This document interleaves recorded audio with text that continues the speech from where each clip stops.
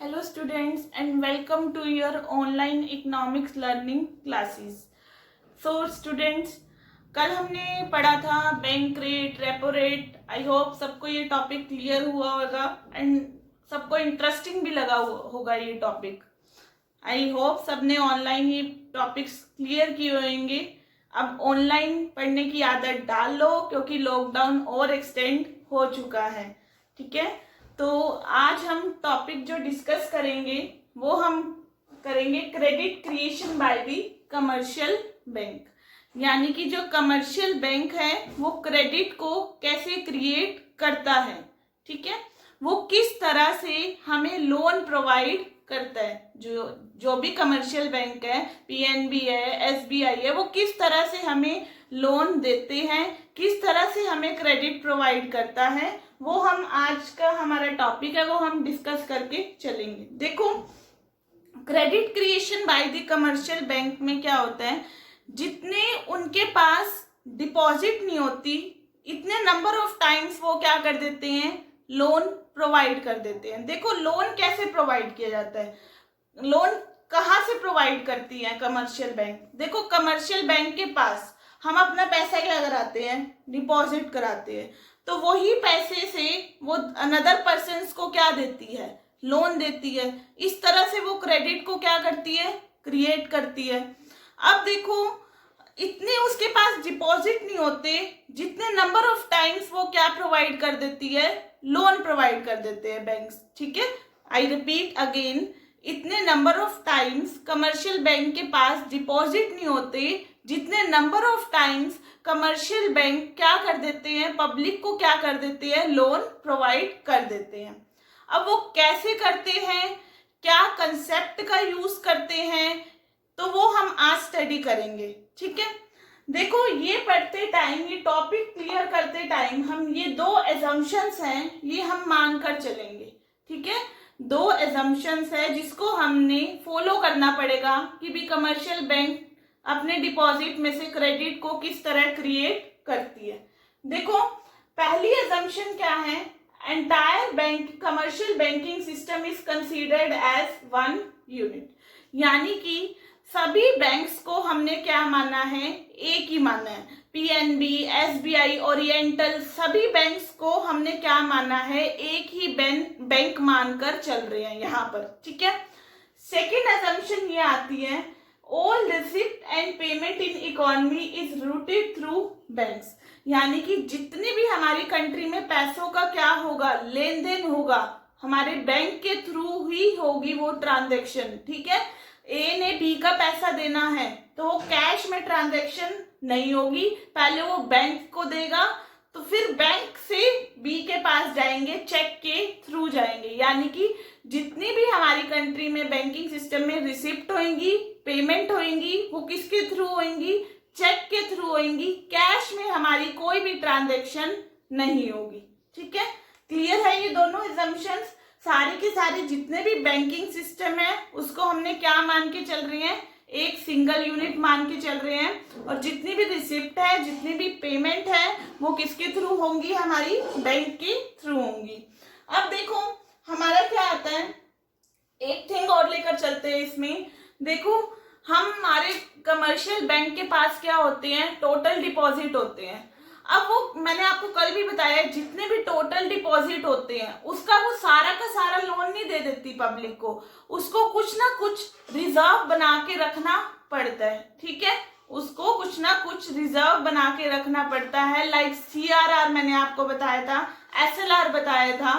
CRR का meaning बताया था कि भी यहाँ पर टोटल डिपॉजिट का कुछ परसेंटेज किसके पास रखना पड़ता है, आरबीआई के पास. एसएलआर का मीनिंग बताया था कि भी कुछ परसेंटेज अपने पास रखेगा टोटल डिपॉजिट का. ठीक है, तो सारा का सारा वो लोन नहीं देगा, कुछ ना कुछ क्या रखेगा, साइड बाय साइड क्या रखेगा, रिजर्व बना के रखेगा, जिसको हम क्या बोलते हैं, LRR, लीगल रिजर्व रेशियो. ठीक है, अब देखो नेक्स्ट आता है हमारी क्या होगा कि भी बैंक में कॉन्टिन्यूसली ट्रांजैक्शन होती चली जाएंगी. एक ही बारी में सारी दुनिया नहीं आ जाएंगी कि भी हमने डिपॉजिट करा रखे, हमारा पैसा वापस दो. डे टू डे डिपॉजिट भी होंगी, डे टू डे बैंक क्या करेगा, लोन भी मार्केट में क्या करेगा, प्रोवाइड करेगा। ठीक है, अब देखो हमारी क्या आती है ये, अब मैंने ये टेबल बनाई है जिसके थ्रू हम स्टडी करेंगे किस तरह कमर्शियल बैंक क्रेडिट को क्या करता है, प्रोवाइड करता है। ठीक है, देखो ये है हमारी डिपॉजिट, ये कमर्शियल बैंक में क्या हो रही है, डिपॉजिट हो रही है। ये कमर्शियल बैंक क्या दे रहा है, लोन दे रहा है। और ये क्या हो रही है, LRR, वो क्या रख रहा है, इसमें रिजर्व रख रहा है। देखो हम मान के चल रहे हैं जो इनिशियल डिपॉजिट है वो कितनी है, 1000, यानी कि प्राइमरी डिपॉजिट जो कैश की फॉर्म में सबसे पहली बार कमर्शियल बैंक में डिपॉजिट हुई है वो कितने हैं, अमाउंट हमारी 1000। अब मैंने कहा है आपको सारा का सारा वो ये लोन नहीं देगा, कुछ ना कुछ क्या मान के रख के चलेगा, वो रिजर्व रख के चलेगा। अब देखो 1000 उसने इनिशियल डिपॉजिट हो है, हम मान के चल रहे हैं जो LRR है वो कितना है, 20%। ठीक है, कितना है, 20%। अब देखो 1000 इनिशियल डिपॉजिट हो है तो 1000 का 20% क्या कितना हो जाएगा हमारा, 200। तो वो 200 क्या रख के चलेगा, रिजर्व रख के चलेगा। अब 1000 में 200 तो उसने रिजर्व रख लिया, बाकी कितना बचा, 800 वो क्या कर देगा, लोन मार्केट में क्या कर देगा, प्रोवाइड कर देगा। अगर सपोज करो उसने मिस्टर ए को क्या दिया है, ये लोन दिया है। ठीक है, अब मैंने कहा है कि भी सारी की सारी ट्रांजैक्शन किसके थ्रू होंगी, बैंक के थ्रू होंगी। ठीक है, चेक के थ्रू होंगी, कैश में कोई भी ट्रांजैक्शन नहीं होगी। सपोज करो एक एक्स पर्सन है या मिस्टर ए पर्सन है, उन्होंने लोन लिया ये 800 का, उनका क्या होगा, उनके नाम से, ए बोरर के नाम से अकाउंट ओपन होगा, बैंक में अकाउंट ओपन किया जाएगा। ठीक है, और उनके अकाउंट में ये जो मनी है 800 वो क्या कर दी जाएगी, विड्रॉ कर दी जाएगी, उनके अकाउंट में डाल दी जाएगी। ठीक है, अपने बैंक के अकाउंट से उनके अकाउंट में चली जाएगी, वो जो 800 है अमाउंट है मिस्टर ए के अकाउंट में चली गई। अब हम मान के चल रहे हैं मिस्टर ए ने मिस्टर बी के क्या देनी है, पेमेंट देनी है। ये 800 जो मिस्टर ए ने क्या लिया है, लोन लिया है, उसने मिस्टर बी की क्या देनी है, आगे पेमेंट करनी है। तो अब वो कैश में तो पेमेंट नहीं होगी, सारी की सारी ट्रांजैक्शन किसके थ्रू है, बैंक्स के थ्रू है। तो मिस्टर बी का भी क्या किया जाएगा, बैंक में अकाउंट ओपन किया जाएगा। तो मिस्टर ए मिस्टर बी के अकाउंट में ये 800 रुपए क्या कर देंगे, ये 800 रुपीज है, ये क्या कर देंगे, ट्रांसफर कर देंगे। ठीक है, मिस्टर ए ने मिस्टर बी के अकाउंट में, बिकॉज उसने मिस्टर ए ने पेमेंट देनी थी मिस्टर बी की, तो उसके अकाउंट में उन्होंने 800 रुपीज क्या कर दिए, ट्रांसफर कर दिए। भाई घुमा फिरा के पैसा किसके पास आ रहा है, आ तो बैंक के पास ही रहे, बैंक में अकाउंट ओपन हो रहा है, ए ने बी को दिए, बी सी को देता है, आता तो पूरा का पूरा बैंक के पास ही है ये पैसा। तो देखो जब मिस्टर ए ने मिस्टर बी को 800 क्या कर दिए, अकाउंट में ट्रांसफर कर दिए, तो वो क्या हो जाएगी, हमारी डिपॉजिट होगी। मिस्टर बी के अकाउंट में 800 रुपए आ गए, घुमा फिरा के पैसा किसके पास आ रहा है, सारा का सारा बैंक के पास आ रहा है। तो डिपॉजिट कितनी हो गई, 800। अब बैंक में क्या हो चुकी है, डिपॉजिट हो चुकी है। अब देखो 800 डिपॉजिट हुई है, अब 800 का 20% करेंगे, वो कितना आ जाएगा हमारा, 160। 160 तो क्या रख लिया, रिजर्व रख लिया। बाकी कितना बचा, 800 में से अगर हम 160 लेस करते हैं तो बैंक कितना लोन दे देगा, 640 का। ठीक है, अब हम यही मान के चल रहे हैं सारी की सारी ट्रांजैक्शन किसके थ्रू है, बैंक के थ्रू है। तो क्या किया, मतलब मिस्टर बी का जो सा 800 था वो 20% रख लिया, बाकी 640 सपोज करो सी को क्या कर दिया, लोन दे दिया। सी का अब अकाउंट ओपन होगा, सी ने क्या करनी थी, डी की पेमेंट करनी थी।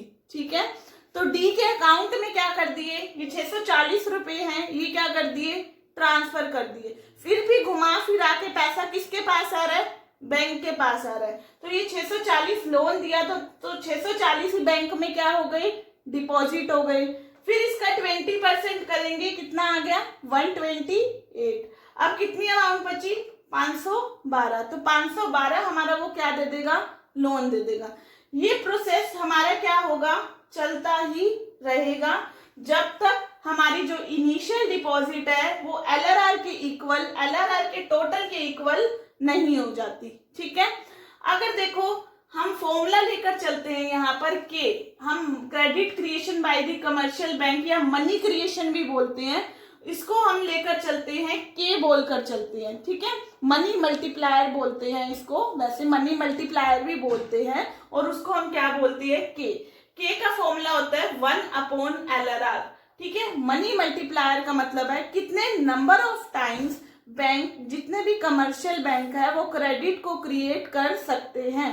ठीक है, कितने नंबर ऑफ टाइम्स वो 1000 से लोन, 1000 का 1000 जो उसकी प्राइमरी डिपॉजिट हुई थी उससे कितने number of times bank, commercial bank loan provide कर सकते हैं। ठीक है, देखो 1/LRR, हमने LRR कितना लिया था, 20%, 1 क्या हो जाएगा, 20%, यानी कि ये प्रोसेस हमारा कितने टाइम चलेगा, 5 टाइम्स चलेगा, यानी कि 1000 से वो 5 बार क्या कर सकता है, बैंक क्रेडिट को क्रिएट कर सकता है। ठीक है, 1000 को 5 से मल्टीप्लाई करेंगे कितना आ जाएगा, टोटल 5000।